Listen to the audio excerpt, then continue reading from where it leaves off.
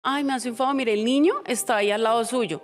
Está con una pelotica como de esas que uno utiliza en la piscina, que son de como de colores. Cuando yo volteé a mirar, me dijo, ay, ya el niño la miró y se fue. Cuando el paciente me dice, no, es que hay alguien que está asomado, así perfectamente estaba asomado en la ventana y estaba así mirándonos lo que yo estaba haciendo y lo que yo le estaba explicando al paciente. Entonces, cuando yo volteé a mirar, sí, ahí estaba, había algo ahí negro, así. Digamos que yo sí lo viví, a mí me pasó, o a veces le pasan a uno, es como las sombras, los fríos, no sé qué pasó, pero pasa. Pasa frecuentemente, cosas, lo que yo te digo, cosas que se apagan, cosas que se prenden, son ruidos que uno dice, vaya, ¿y por qué hay tanto ruido? No hay, no debería haber ruido y existe.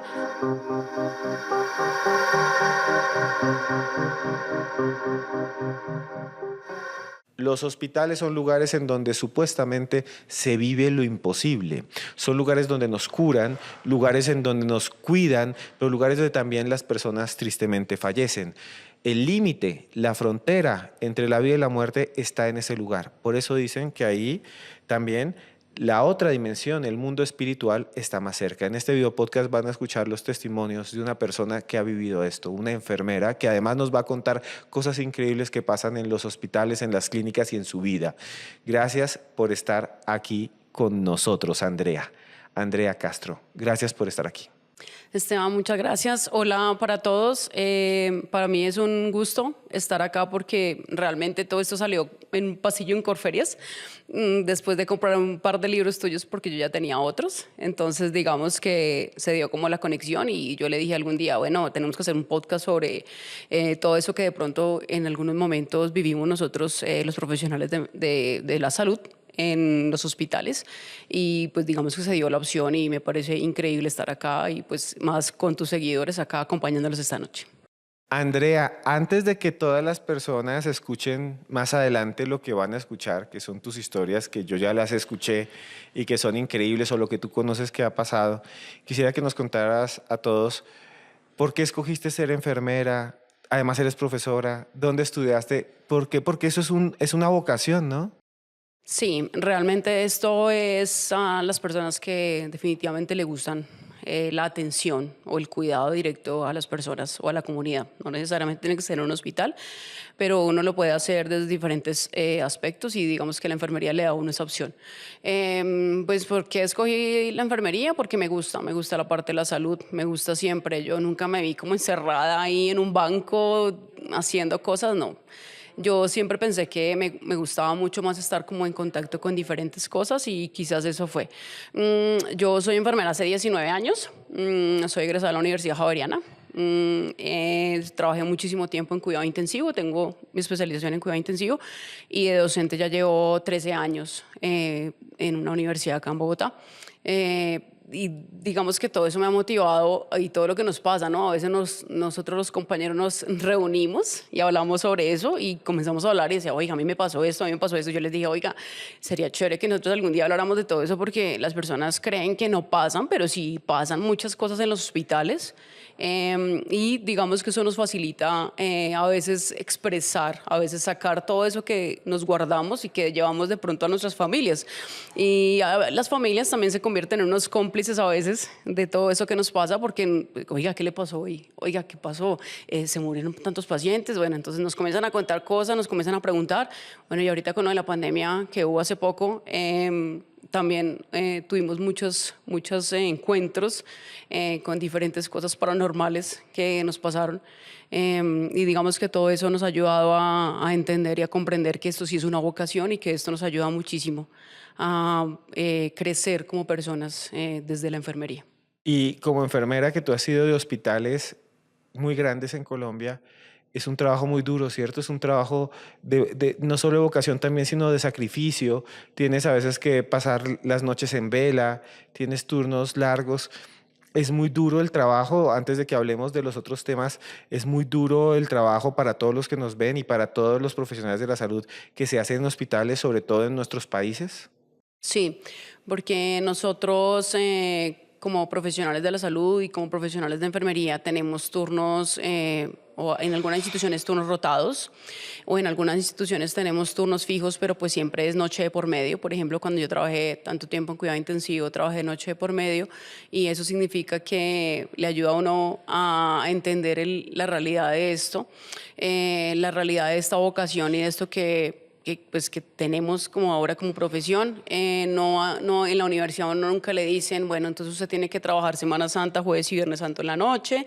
Nunca le dicen que tiene que ir en los cumpleaños, le toca el cumpleaños de su mamá. No, pues ya no puede porque le toca turno. Le toca su aniversario con su esposo, tampoco porque tiene turno. Entonces, bueno, todas esas cosas no se la dicen a uno en la universidad. Uno realmente piensa que eso no va a pasar, pero sí, sí pasa, es frecuente. Pero uno ya se acostumbra a vivir así, uno se acostumbra a los turnos, a la presión, a las cosas que suceden durante los turnos, y eso le favorece a uno para ver la vida de otra forma, ¿no? Realmente es eso, es como que uno dice, bueno, sí, no estoy en el cumpleaños, no estoy en el matrimonio, no puedo ir a tal cosa, pero bueno, puedo hacer otras cosas, y es ese contacto que tengo yo con mi paciente que lo alegra a uno, ¿no? Lo pone a uno como que, bueno, sí, esto definitivamente sí es muy bueno lo que escogí, me gustó y lo voy a sacar adelante. Antes de hablar de las cosas paranormales que usted ha vivido o que ha estado cerca, hablemos de otras cosas que lo vamos a dejar para el final, que va a ser lo más interesante y emocionante. Antes de que nos dé esos testimonios, en los hospitales donde usted ha estado, ¿se han escuchado historias, leyendas? Conozco, por ejemplo, que en Bogotá, Colombia, se tiene la idea del niño rojo en los hospitales, que es un niño que sale precisamente en cuidados intensivos, que es un niño que se aparece a los pacientes que están en sus últimos momentos y que dicen que es un niño que trae una capucha roja, que se queda mirando a la gente y desaparece. Y no lo dice uno ni dos, sino tres, 4, 5, 6 pacientes. También, por ejemplo, en México se habla de la planchada, una enfermera fantasma que cuida a los pacientes, que los cuida, y que la gente dice, oiga, qué buena enfermera que vino anoche. Vino y me cambió los líquidos, vino y me hizo un examen. Qué buena mano que tiene. Me ponen las inyecciones con ella y no siento nada. Qué buena mano. Y después dicen, pero es que aquí no hay ninguna enfermera. Aquí en turno eran solo hombres auxiliares. Y le llaman la planchada porque va con un uniforme también antiguo. En otros se habla de las monjas fantasma, de curas fantasma. Cada hospital tiene su leyenda. O de un hombre negro alargado también.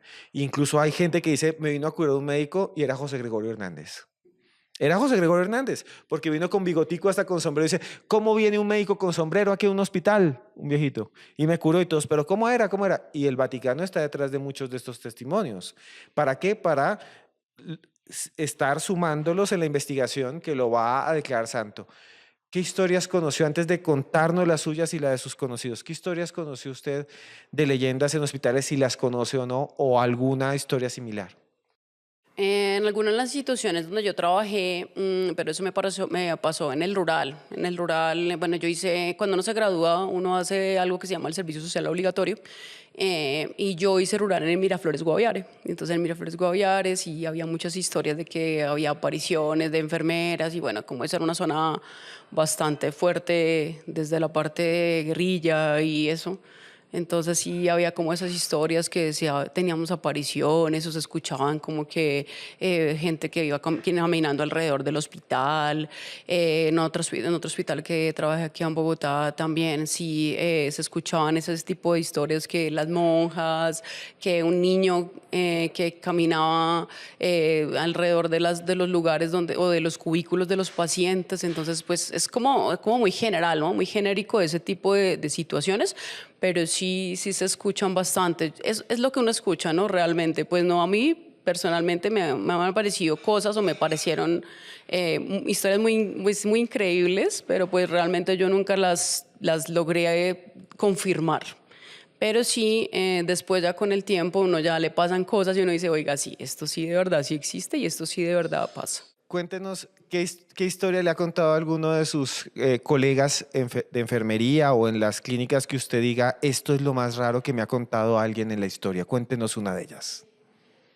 Alguno de mis compañeros quizás me contaba que, no sé, que estaba en un turno normal en un hospital cualquiera, y sentía que cada vez que iba hacia un cubículo de un paciente determinado, lo acompañaba a alguien y sentía que había como una presencia ahí.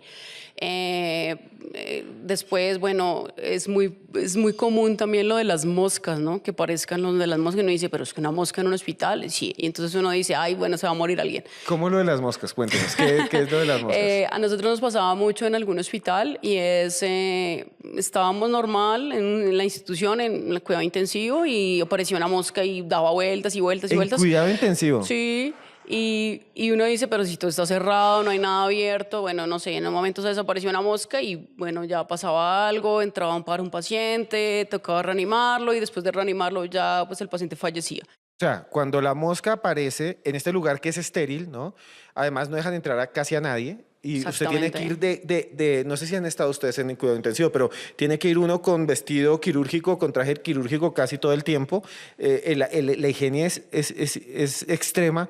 Y aparecen moscas cuando supuestamente no deberían aparecer. Sí, pero pues esas son cosas que le pasan a uno. A la final uno al principio no las cree, pero pasan, no siempre es común, pero pasa.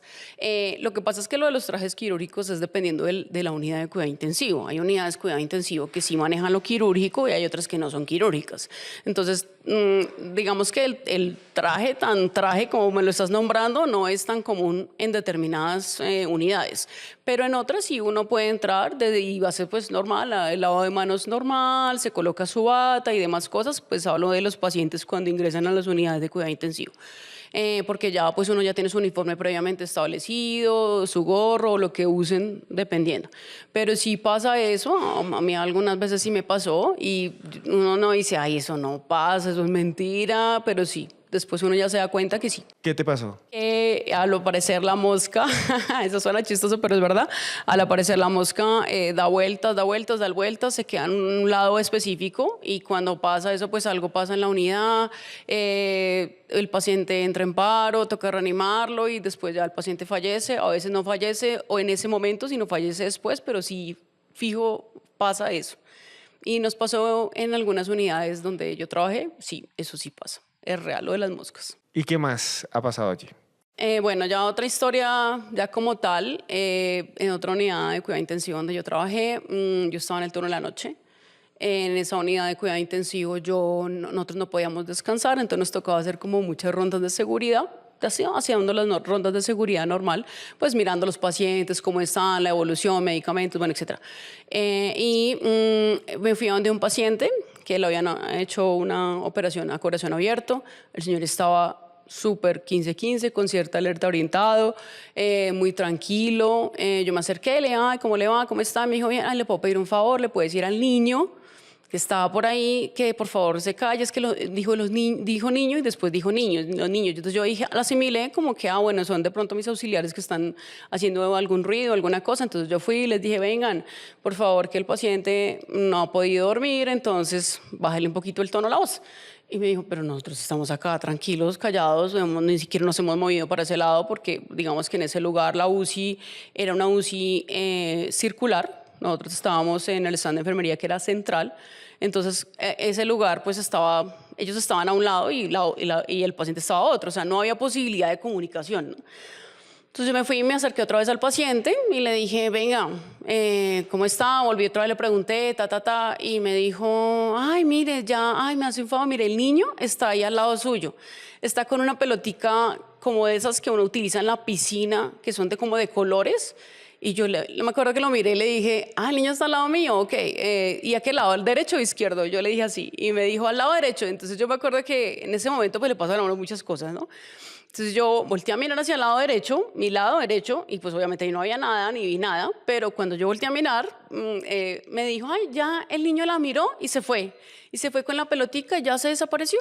Y yo dije, bueno, pero entonces después de eso yo dije, bueno, ¿qué pasó? Entonces recordando en esa unidad de cuidado intensivo, era una UCI pediátrica antes. Era una UCI pediátrica, pero pues digamos que por cualquier motivo ya cambiaron a una UCI adulto. Entonces, quizás de pronto, no sé, había ahí algo que estaba recordando ese momento de esos niños y pasó así, ya, ok.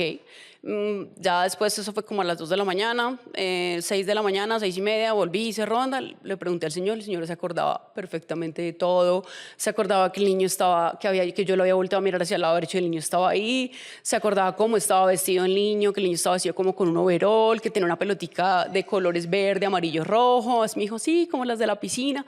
Y yo, bueno, listo.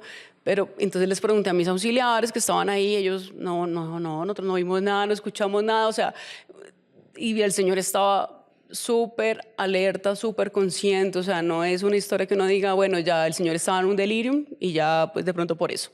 Entonces, ese tipo de cosas le pasan a uno y sé que muchos de mis colegas y compañeros y profesionales de la salud que estamos escuchando este tipo de cosas nos han pasado y uno lo vive, lo entiende y uno de pronto no lo cuenta porque la gente no le cree a uno. Uno dice, ay, eso es mentira, eso no le pasa. Sí, sí pasa. Pasa frecuentemente. Y estas apariciones en las UCI, tú fuiste mucho tiempo enfermera de UCI. Estas apariciones en la UCI, tú dices que son frecuentes, ¿son similares? ¿Siempre son como apariciones? ¿Está lo de las moscas? ¿Está esta aparición? ¿O hay también otro tipo de apariciones extrañas? Hay apariciones diferentes realmente. O sea, a cada persona le pasan cosas diferentes. No es tampoco que sea como que te va a pasar esto. No, tampoco es así. Como hay gente que no, eso lo de las moscas no es mentira. Bueno, pues digamos que yo sí lo viví, a mí me pasó y de pronto no es que yo crea o no crea, sencillamente pasan y ya.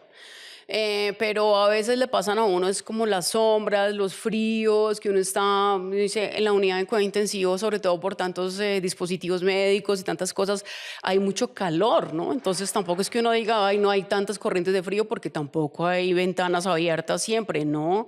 Y le pasan a uno como corrientes de aire frío y uno dice, ¿y esto qué es? Pero pues uno como que, bueno, sí, sigamos en nuestro trabajo y ya.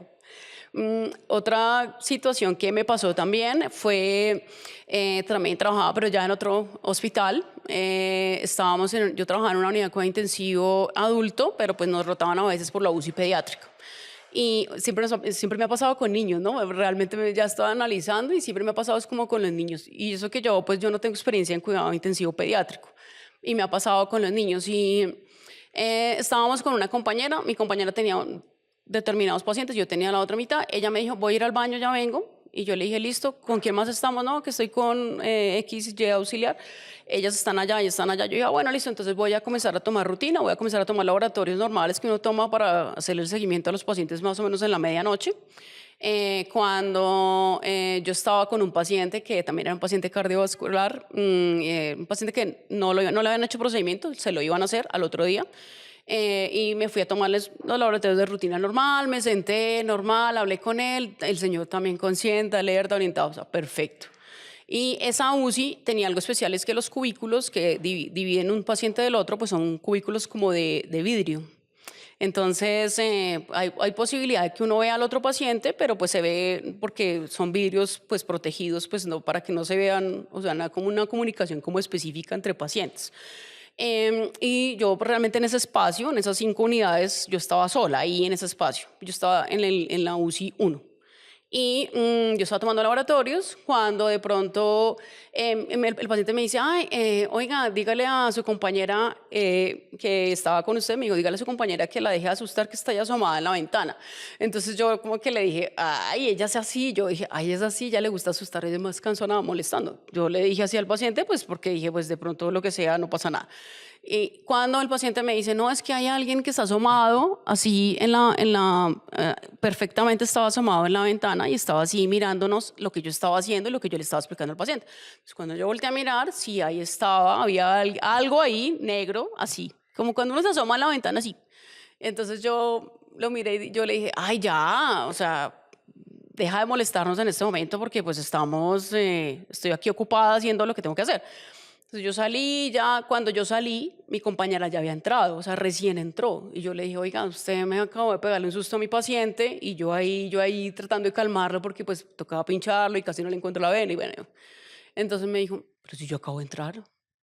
y nos dimos cuenta, las auxiliares estaban al otro lado de la unidad, o sea, yo estaba en ese lugar sola, entonces yo dije, bueno, ¿será que no, el otro paciente estaba ventilado, o sea, pseudoanalgesia, ventilado, o sea, nada que ver, no se podía mover, o sea, no había oportunidad de nada más. Entonces yo lo miré al paciente, yo, bueno, después ya volví y le dije, oiga, me dijo, sí, la sombra, da la casualidad que el tamaño de la persona o lo que fuere ser, que estaba ahí asomado en esa ventana, era parecido en tamaño a mi compañera. Entonces, no, yo como que también lo asimilé, por eso yo dije, ay, debe ser ella que estaba pues ahí. Pero no era ella. Era algo que no sé, no se explico, pero no se explicó en su momento, pero pues pasó. Esos son esos tipos de cosas que nos pasan. Quería preguntarte sobre esa aparición que viste, eso que viste ahí en una ventana que te miraba. ¿Cómo era? ¿Era algo sólido o parecía también, porque mucha gente habla de la gente sombra, que son gente como una especie de sombra, ¿sí? Que tiene a veces dos ojos rojos y que no se le ven los rasgos?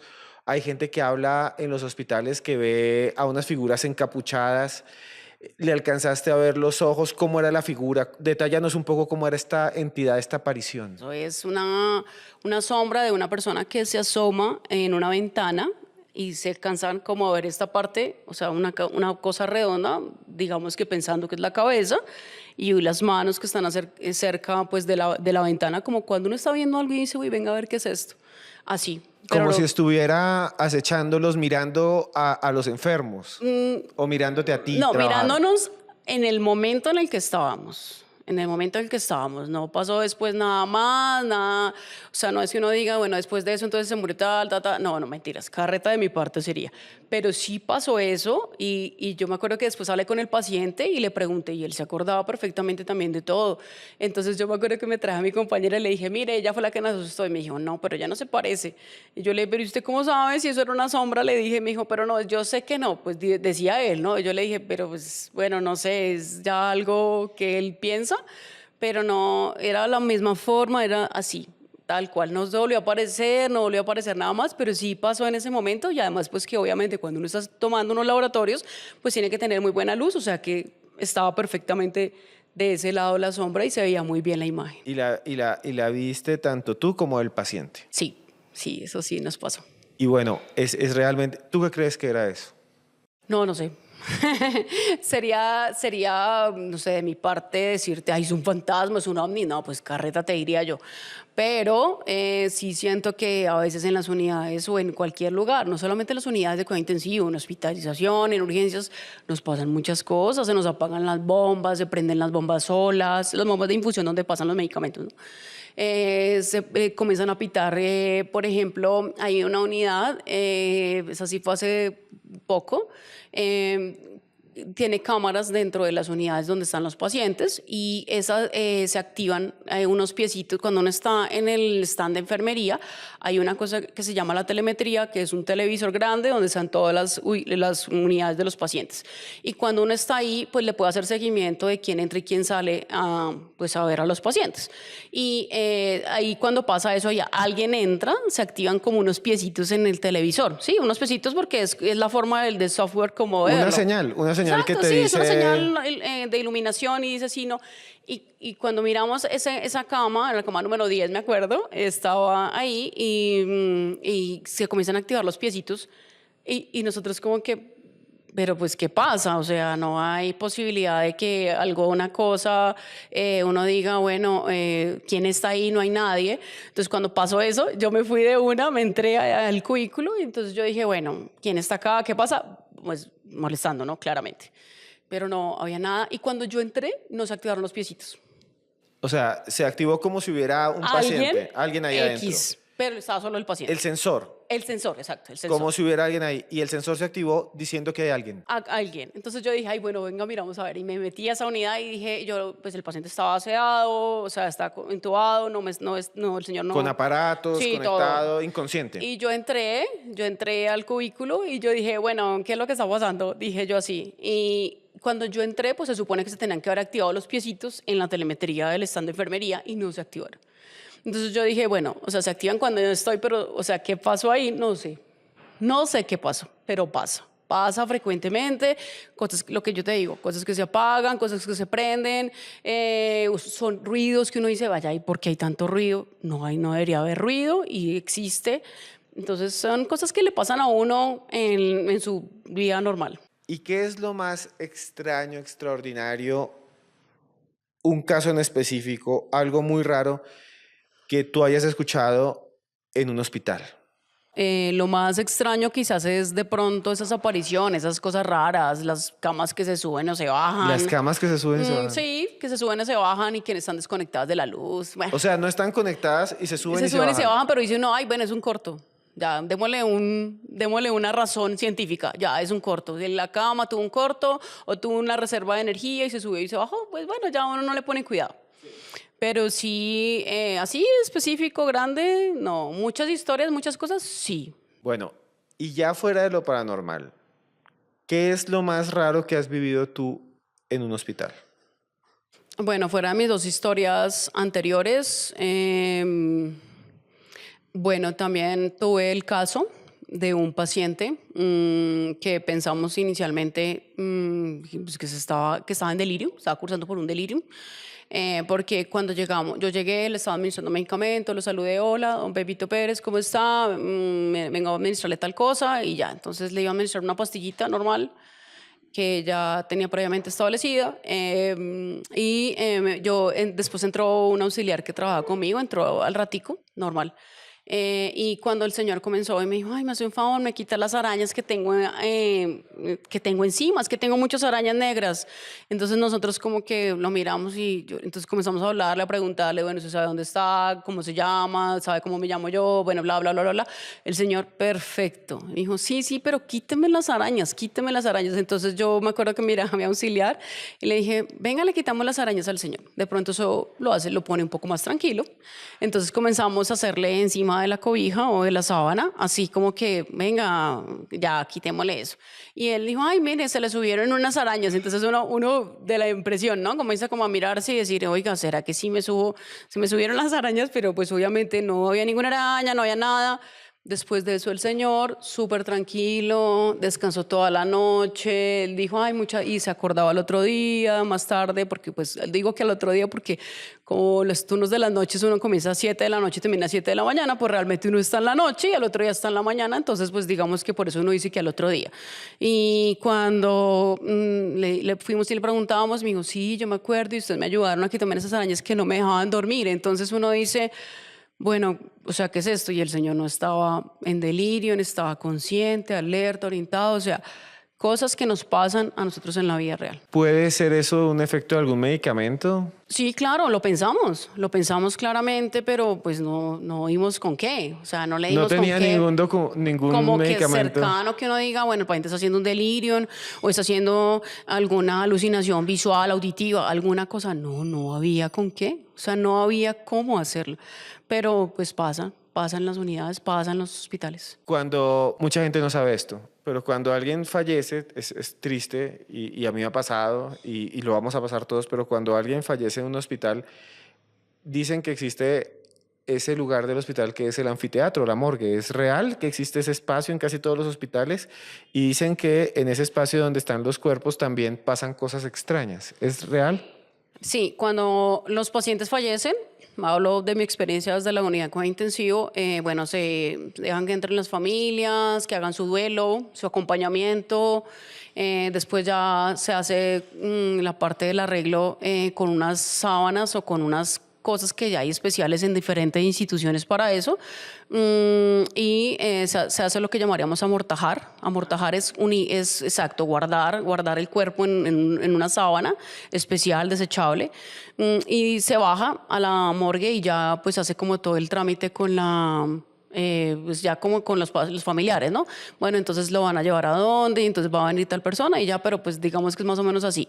Depende de los tipos de muertes, si son muertes traumáticas, pues no se les retira nada a los pacientes, ni los tubos ni nada, hasta que se les haga como el seguimiento y ya después si son muertes naturales, sí. Cuando es muerte traumática es cuando alguien ha sido víctima de un crimen o cuando también ha tenido un accidente. Cuando alguien muere como una víctima de esto, con una muerte traumática, entonces no le desconectan ni le quitan nada. Es diferente a cuando alguien muere, digamos, de un Sí, infarto. claro, sí. Cuando son muertes naturales, sí se le quitan los dispositivos que tenía implantado el paciente en cualquier lugar y ya, o sea, se amortaja y se llevan a la morgue. Pero cuando son muertes traumáticas o muertes que tengan algún componente de investigación, sí los dejamos con las mismas cosas hasta que ya nos den como el aval de retirarlos. Pero normalmente siempre hay como ese dúo, ¿no? Esa forma de llevar los dos pacientes diferentes. ¿Ha habido algún caso de que ustedes digan, este paciente se iba a morir, que tú conozcas? Que digan ustedes, este paciente se iba a morir y se recuperó de una manera increíble, como asombroso, como que esto no debió haber pasado. O sea, ¿conoces casos sorprendentes de gente que diga, esto ya está en las últimas y de repente sale adelante o eso no sucede? Lo que pasa normalmente es que el paciente tiene como unos procesos, digámoslo así. Vamos mal, mal, mal, se aumentan mucho los medicamentos para mejorarle toda su condición física o hemodinámica. El paciente un día antes, normalmente si eso sí pasa, se mejora. Se mejora, uno comienza a descargarle, a bajarle determinadas cosas, bajarle la pseudoanalgesia, bajarle los inotrópicos, bueno, los medicamentos que uno usa. Y cuando ya al otro día pues ya fallece, ya uno comienza a entender que sí, que realmente pasa eso. También se habla mucho de las historias y las narraciones que hacen los pacientes de la vida después de la muerte, de los túneles de luz, de que ven familiares que los visitan, familiares que no existen, que son fallecidos o espíritus. Incluso hay investigaciones de médicos muy serios en el mundo que hablan de esas SM, encuentros cercanos a la muerte. ¿En algún momento de tu trabajo algún paciente te contó de una experiencia cercana a la muerte como la luz o como ser visitado o como haber estado en ese límite supuestamente en el cielo? A uno de pronto, o personalmente lo que me pasó a mí es que los pacientes ven cosas antes de. ¿Qué ven, por ejemplo? ¿O qué me cuentan o qué vi yo ese momento? Y lo puedo, pues, digamos, por eso decir. Un paciente que tenía una enfermedad crónica ya que definitivamente no tenía respuesta a mejorar, a pesar de los medicamentos y demás. Y lo que hicimos con el paciente, yo me fui, hablé con él. Nosotros como enfermería siempre como que hablamos con ellos, ¿no? Les contamos, les vamos y hablamos y venga, ¿usted qué le pasó? Y cuenten, bueno. Y comienza a decir, mira, lo que pasa es que yo he sentido que vienen aquí como unos angelitos y con unas alitas blancas, entonces uno como que un señor estar en delirio, ¿no? Alguna cosa no se imagina desde lo científico, ¿no? Pues uno nunca le va a decir, ay, no, sí, te voy a creer todo, pues no, pues tampoco. Desde lo científico uno dice, no, sí, entonces no sé qué, y he visto eso, y yo le dije, pero lo han asustado. Me dijo, no, mire que desde que están esos angelitos, esas cositas blancas con esas alitas, y describía muy bien las alitas blancas. Yo he estado más tranquilo, ya no tengo tanto dolor. Entonces uno dice, bueno, listo, y entonces va uno, hace lo que tenga que hacer y vuelve, y ya el paciente entonces ya comienza a deteriorarse. Son como momentos, son como periodos que le puedan pasar a uno. No es siempre, no es frecuente, los pacientes a veces le dicen a uno, siempre voy a ver angelitos con alas. No, mentira, tampoco. Pero sí ven cosas o ven de pronto familiares. Se me pareció sueños, ellos también lo asimilan mucho con los sueños. Soñé con una tía que se me murió hace 2 años y yo la quería mucho.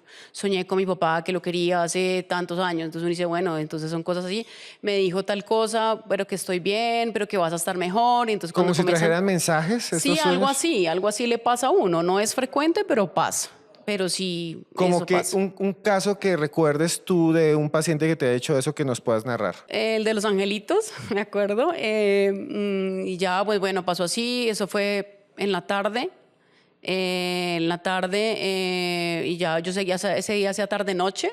Y en la noche el paciente falleció, pero falleció tranquilo. O sea, fue ya como que una muerte natural, tranquila. Entonces fue que uno dice, bueno, tenía que morirse, sí, claro, porque el paciente en la evolución daba para eso, pero fue muy chistoso después de yo analizar eso que pasó en la tarde y lo pienso en la noche, ¿sí? Entonces uno dice, bueno, aquí qué historia hay, ¿no? Y cuando él dice que vio esos angelitos, él decía que se le iba el dolor. Se le iba el dolor, que estaba más tranquilo, que las cosas iban sentía que allá donde iba a ir, decía él, allá donde yo voy a ir voy a estar tranquilo. Y entonces como que, bueno, ya, normal. Ah, bueno, sí, listo, ok, ya. Eso decía. O sea que él sentía como que eso le decía que se iba a ir a otro lugar. Sí, él dijo eso y me acuerdo que con mi grupo de la tarde, auxiliares, de médicos, yo les contaba, les decía, oiga, me acaba de decir el señor esto y esto. Dijo, "Ay, seguro". Entonces alguien dijo, ese seguro el señor se va a morir. Y sí, se murió. Pero no se murió en el momento, se murió más tarde. Pero sí fue como que llegó la familia, lo visitó, llegó la hija que no lo había visto desde hace mucho tiempo, como que se despidió y ya después en la noche, no sé, como ponle más o menos 8 de la noche, el paciente se tranquilizó, estaba muy taquicárdico, la frecuencia cardíaca estaba muy alta, entonces comenzó a bajar, a bajar, a bajar y ya, y falleció. Entonces fue una muerte muy tranquila en medio de todo, ¿no? En medio de todo lo que le pasaba a ese momento a su paciente. Y ese paciente que tú nos estás contando, me gustaría que nos cuentas que eran como unos angelitos o algo así, pero él te los describió muy bien. ¿Nos podrías describir un poco lo que él decía? Sí, suena muy película Disney, ¿no? Pero son como esas hadas que se ven, hadas así alargaditas, con alitas así blanquitas. Eso era lo que describía él. Describía eso que venían como 2 o 3, le daban una vueltica por la cama y entonces él como que se sentía tranquilo, que como que paz, que tranquilidad. Sí, o sea, me pareció muy bonito eso. Así lo describe él, pues lo describía en ese momento él y así pasó. ¿Qué otras cosas? Ya hablamos de las moscas que viviste y ya hablamos de las sombras que supuestamente acompañan. Esas sombras que acompañan. ¿Nos puedes contar a profundidad un poco lo de las sombras y o contarnos a profundidad alguna otra cosa que tú hayas visto, que hayan visto otros, que te han contado otros, contarlo detalladamente, algo que hayas vivido otro caso? Nosotros que somos personas que creemos, somos muy tradicionales y entonces creemos que lo científico es esto y que solamente existe, no, pues sí hay otras cosas diferentes y que sanan a las personas. Mira, ahorita en este momento yo le contaba a Esteban hace un poco y estoy terminando mi maestría en cuidado paliativo. Entonces escogí el cuidado paliativo porque me parece muy interesante eso de la muerte. Eso de la muerte siempre me ha parecido algo muy interesante. Es un tema del que nosotros mismos, los profesionales de la salud, nos cohibimos en hablar por convicción, por emociones, por el sufrimiento, por lo que sea. Entonces, este tipo de cosas me ha motivado quizás a ver a ver la muerte desde otro punto de vista. Decir, bueno, cuando las personas le dicen a uno es que yo me quiero morir, entonces uno comienza, bueno, venga, ahora vamos a ver por qué se quiere morir, entonces uno comienza a entender el contexto del paciente. Entonces yo te decía hace poco y decía eso y decía, hay que entender el contexto, hay que entender el sufrimiento por el que está pasando el paciente. No solamente sufrimiento físico, hay sufrimiento emocional, hay sufrimiento psicosocial, hay sufrimiento espiritual. Entonces ellos tienen ese sufrimiento de algo que de pronto no han podido hacer o que quieren hacer. Y eso nos pasa a todos. Uno ve que las familias, no, espere que ojalá que no se me muera antes de que venga la hija, que no sé qué cosa, que tal cosa. Y viene por allá la hija de tal sitio, viene y el paciente fallece. A mí me pasó, en ese aspecto me pasó algo y también precisamente estaba haciendo un turno en la tarde, mi turno, y después yo hacía la noche y teníamos una paciente joven, 22 años, una paciente que tenía 2 hijos y los 2 niños eran muy pequeñitos para entrar a la UCI, pero era una paciente que evidentemente en algún momento iba a morir. Y yo me acuerdo que le dije al doctor, venga, ¿por qué no dejamos entrar a los familiares y especialmente a los niños? Estaba siempre la mamá de la paciente. Entonces yo dije, ¿por qué no dejamos entrar? Mire, yo creo que ella lo que necesita es ver a sus hijos o al tener un contacto con sus hijos más cercano para que, pues, digamos que pueda descansar. Entonces él me dijo, me acuerdo, me dijo, jefe, haga lo que usted quiera. Hágalo. Si usted se siente con eso bien, hágalo. Si no, no, pero haga lo que usted quiera. Yo no tengo problema con eso. Y yo le dije, listo, entonces voy a hacer eso. Entonces me acuerdo que le dije a a la abuela, le dije, venga, hágame un favor, dígale a los niños, a los 2 niños que se alisten, pero pues en especial la abuela me decía que quería ver al pequeño. El pequeño tenía año y medio, entonces era muy pequeñito para entrar a la UCI. El otro ya era más grandecito y él sí entró y normal. pero el otro sí era más pequeñito, entonces le lavamos las manitos, le pusimos un trajecito y entró. Me acuerdo que eso fue una cosa muy, muy curiosa lo que sucedió, porque entramos y él era derecho, era caminar derecho, ni siquiera que voltear, sino era derechito que tocaba caminar hacia ese lugar donde estaba la mamá de ese niño. Resulta que la mamá de ese niño pues estaba intubada, estaba con diferentes aparatos, ventilador, bueno, en fin. Pero la señora tenía un lunarcito en la mejilla. Es que se le sobresalía, sin pensarlo, a la fijación que tenía el tubo. Cuando el niño llegó, pues el niño se asustó, pues, o sea, vio todo eso que estaba ahí, pues obviamente con el ruido de la UCI, los monitores, ventilador, todo. Pero el niño, entonces la abuela lo tenía alzado y le dijo, mira que ahí está tu mamá. Entonces el niño ahí medio mamá, pues ahí más o menos decía algo así. Le dijo, mira, ahí está tu mamá. Y entonces el niño no se quería bajar, pero no sé, el niño volteó a mirar y vio el lunar. Le vio el lunar y entonces se cogió su dedito y se le acercó y dijo, ay, mamá. Y entonces cuando pasó eso, ya comenzamos a ver todos afuera, ¿no? Porque yo me acuerdo que eso sucedió, todos, el médico, los auxiliares y yo estábamos afuera pues viendo a ver qué más pasaba en ese momento. Y cuando pasó eso, claro, la frecuencia cardíaca comenzó a bajar, a bajar, a bajar, a bajar, hasta que ya la paciente entró en un ritmo de paro que se llama sistolia y ya falleció. Entonces falleció y nosotros como que, entonces yo le dije al doctor, ve, lo que necesitaba era ella eso, para descansar, era ver a su bebé, o sea, o sentirlo, escucharlo, entenderlo, no sé, verlo, no sé si verlo, pero sí escucharlo, sí sentirlo, y esa es una de las cosas que uno dice, ese acompañamiento es lo que nosotros desde la enfermería, desde el cuidado paliativo, necesitamos entender y necesitamos comprender, y bueno, no solamente nosotros los de cuidado paliativo, el resto de personas, y uno dice, hay cosas que le alivian a los pacientes si uno los entiende desde esa parte, desde el sufrimiento, desde el dolor, qué es lo que pasa, y mire que eso le alivió a la persona y ya pudo fallecer. Es como si los pacientes esperan. Sí, esperan algo esperan. De pronto, no, yo tenía, y eso nos pasó en otro momento, en otro lugar. ¿Qué pasó? Eso, que no, es que mire que viene la hija, con la hija con la que no se habla hace como 5 años, la hija está en Estados Unidos, entonces viene, ellos peleaban, rozaban mucho, ella llegó, lo saludó y cuando el señor ya llegó, ya falleció. O sea, era como que estaba esperando como que estar en calma, en paz, en tranquilidad con mi hija. Se vieron, se hablaron, ella lo saludó, lo abrazó y cuando ya lo abrazó y listo, falleció. O sea, son cosas que le pasan a uno y que uno solamente lo cree cuando realmente lo ve. Y esto tiene de alguna manera, en algún momento lo van a decir, pero ¿tiene algo científico? ¿Decir que la persona puede esperar cuándo fallecer? ¿O es algo extraordinario, extraño? ¿Qué sucede? No, eso no tiene ninguna, o sea, no es un método científico que tenga un paso y que diga, bueno, en este momento el paciente entonces necesita que llegue su familiar para que pueda morir o descansar. No, eso es mentira. Eso solamente pasa cuando uno lo ve y solamente pasa cuando ocurre como la necesidad.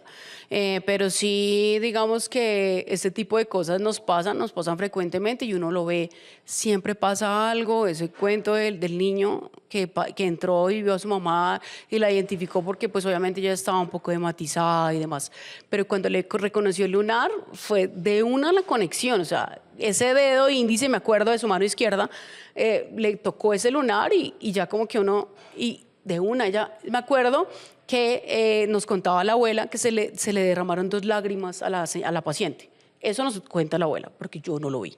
Pero se le derramaron 2 lágrimas y ya falleció. O sea, como que digo, ya sé que mi hijo está bien, que va a estar bien cuidado y listo. ¿Qué cosas extrañas has visto tú y qué cosas le huimos mucho a la muerte, siempre le escapamos, pero tú trabajas con cuidado paliativo?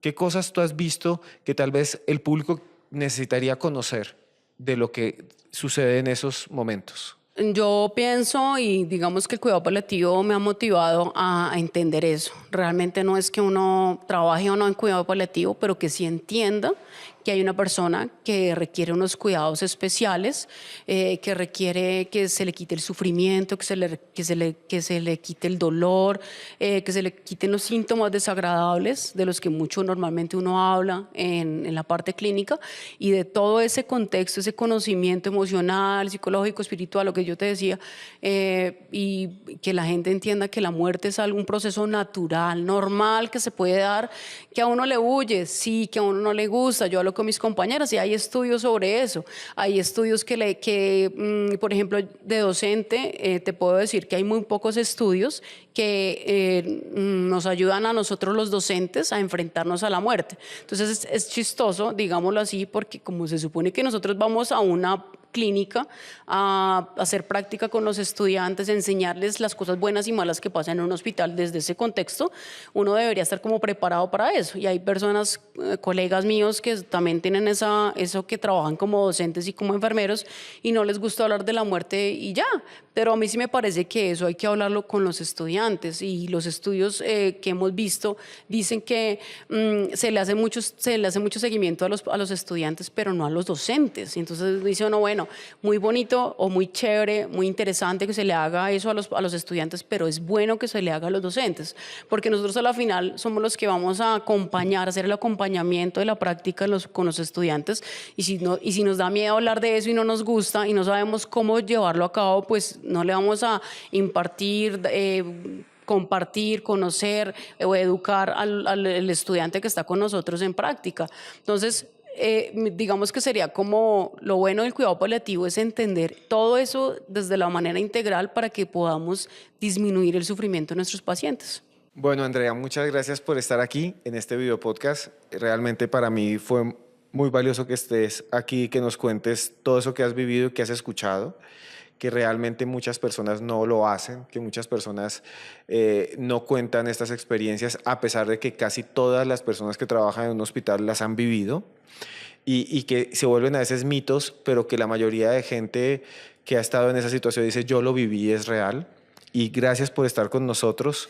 No sé si quisieras contarle una última experiencia o un último mensaje a los que nos están viendo. Quiero que las personas que vean esto nos entiendan a nosotros, los profesionales de la salud, desde las cosas que nos pasen y que de pronto uno no las habla ni nunca las dice, pues precisamente por eso, porque nadie le va a creer a uno o lo van a tildar a uno de loco, entonces usted qué es lo que se está tomando, y bueno, entonces ese tipo de cosas. Y no, pues yo a mis colegas, mis compañeros, sí les digo que siempre debemos estar en pro de la mejoría que tenga nuestro paciente, y si no, pues darle calidad de vida o darle calidad a las cosas que se le puedan presentar al paciente, mejorar el sufrimiento, mejorar el dolor, mejorar todo ese tipo de cosas que, por ejemplo, nosotras como enfermeras sabemos manejar muy bien y tenemos como la actitud y la aptitud para llevarlo a cabo. Es solamente eso. Y pues a mis estudiantes que realmente, o a los míos y a los no míos, es que a veces uno debe entender eso, ¿no? El sufrimiento y la muerte como un proceso normal que se puede llevar a cabo y que es importante que lo tengamos en cuenta, que es parte de nuestra vida.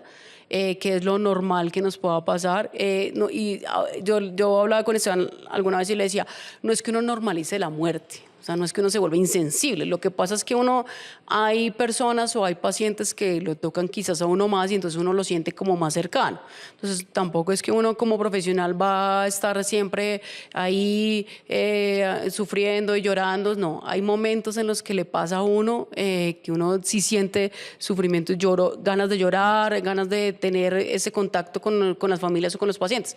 Hay otros que no, pero pues uno lo entiende y desde el cuidado integral la enfermera lo entiende. Andrea, ¿usted le tiene miedo a la muerte? No. ¿No? No le tengo miedo a la muerte. Gracias por estar en este video podcast. No, gracias a ti por invitarme. Que estés bien. A ustedes que están ahí, gracias por vernos. Gracias por estar aquí. Si les gustó este video podcast, denos like ya mismo.